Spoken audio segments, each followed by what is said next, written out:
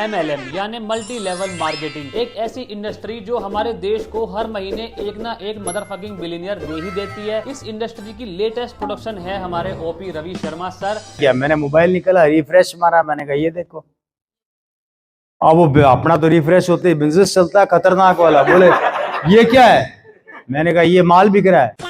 एक ऐसा इंसान जिसकी शक्ल चाहे 100 रुपए की ही क्यों ना हो, लेकिन बातें तुम उससे 100 करोड़ की करवा लो। अगर बिजनेस टर्नओवर की बात करते हैं आप लोग, तो मेरा मंथली टर्नओवर 100 करोड़ से ऊपर रहता है पॉइंट वैल्यू। नहीं, मैं कह रहा था भाई साहब, जब 100 करोड़ की टर्नओवर है तो एक सूट ही ले लेते। इस बेचारे सूट से इतनी सेमिनार कर ली कि बेचारा सुकड़ सुकड़ के पेट के ऊपर आ गया। तो hi guys, welcome back to my YouTube channel. भाई यार, ये MLM वालों की भी ना अपनी एक अलग ही दुनिया है, और तो और ये उस दुनिया के अंदर खुश भी हैं। और भाई हो भी क्यों ना यार, क्योंकि भाई साहब MLM ज्वाइन करने के ना बहुत फायदे हैं, लेकिन मेन फायदा बस एक ही है। पता है क्या? कि भाई तुम कोट पैंट लेके पूरे साल पहन सको उसे। वरना भाई यहाँ तो अपने खुद के भाई की शादी में एक बार पहना हुआ कोट उसके बाद चाचा का बेटा ही पहनने का है।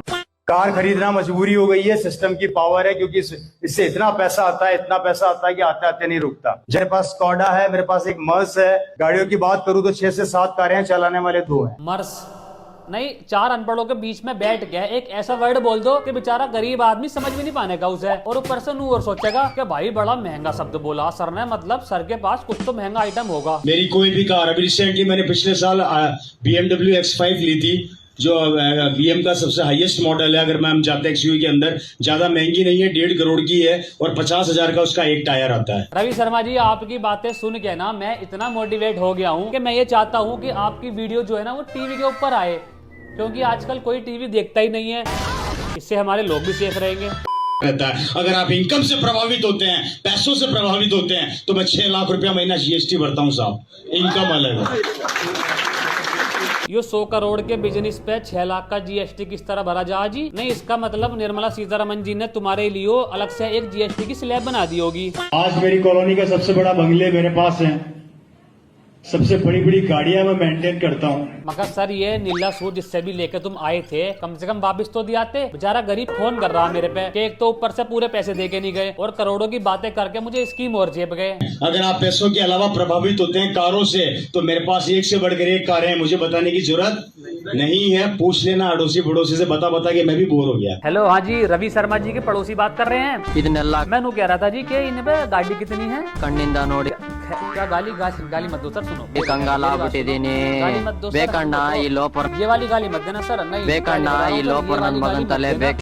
भाई गाड़ी के बारे में तो खैर नहीं बताया, लेकिन एक बात बताई है कि भाई साहब ये ना एक नंबर का निखट चिरांद आदमी है। भाई ये मोहल्ले के अंदर निकलते बढ़ते लोगों को ना अपनी स्कीम बांटता रहता है। भाई साहब, दूधिया ने इसके घर दूध देना बंद कर दिया है। पता है क्यों? क्योंकि ये उससे कह रहा था कि एक बार मेरी टीम ज्वाइन कर ले, फिर तू ओडी में बैठ कर दूध बांटेगा। भाई साहब, कुत्ते मोहल्ले के इसके डर के मारे मोहल्ले में नहीं आते हैं। पता है क्यों? कहीं ये उन्हें अपनी स्कीम ना बेच दे। कल 9:30 बजे यहाँ पे पहुँच जाना। मेरा बैंक का मैनेजर मेरे से रियल में परेशान है। उसने मेरे को एक बार एक बात बुलाकर बोला था, मेरे 45 साल के करियर में मैंने बड़े बड़े व्यापारी देखे हैं जो बैंक में आके पैसा जमा भी कराते हैं, निकालते भी हैं। तू ऐसा पहला लड़का देख रहा हूँ जो सिर्फ आता है, निकालता है, जमा कराता ही नहीं। नहीं चलो, वो सब फिर भी ठीक है, लेकिन जब तुम पे इतना पैसा है ही, तो ये ट्यूशन वाला बोर्ड निकाल के एक डिजिटल बोर्ड ही लगा लेते। फिर क्या है ना कि इन गरीबों को काटने में आसानी होती। असल में बात क्या है, ये गरीब जो होवे है ना, जैसे मैं खुद गरीब हूँ, हम ना पैसे को देख के बावले से हो जावे हैं, फिर हम कटा लेते हैं अपना आसानी से। अभी क्या हुआ कि मेरे एक दोस्त का फोन आया। अब भाई वो MLM के अंदर कब जुड़ गया मुझे मालूम ही नहीं। मेरे से कहता है कि भाई एक ना बहुत तगड़ा काम है, बहुत पैसा कमाएंगे, और तुझे करना कुछ भी नहीं है। भाई जैसे मैंने सुना कि मुझे करना कुछ भी नहीं है, मैं समझ गया कि भाई ये तो कोट पैंट वाली जाती है। मैं कहा बस चला जाए यहाँ से, ये तो फोन में घुस के मारूंगा साले के। और जल्दी आप लोग मेरे को मेरी वैनिटी वैन में भी देखेंगे। भाई ये मुझे आज पता लगा कि कचरा ठाने वाली गाड़ी को ना लोग वैनिटी वैन भी कह देते हैं। अंदर वैन खड़ी करी, अंदर आराम से सब फैसिलिटीज कंप्लीट। अगर शाहरुख खान घूम सकता है तो हम क्या शाहरुख खान से